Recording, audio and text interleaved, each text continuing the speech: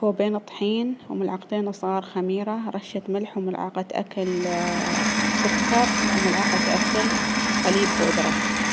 نحط المقادير هذه كلها في العجانة ونضيف الماء بالتدريج مع الخلط لحد ما تصير العجينة مثل الكرة المتماسكة، ما تكون ناشفة جدا وتكون على طراوة أحسن.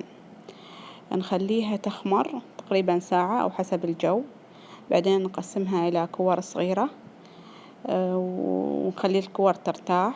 نفرد العجينة بشوي يعني سماكة قليلة، وهني نخلط بيض مع شوية كركم وملح وسمسم وحبة البركة.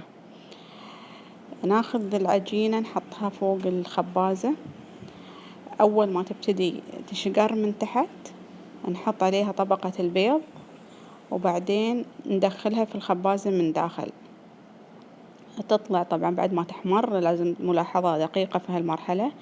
نحط عليها شوية دهن عربي ونقدمها ويا عسل أو ويا دبس، وصحتين وعافية. هذا هو خبز الخميرة الإماراتي بكل بساطة.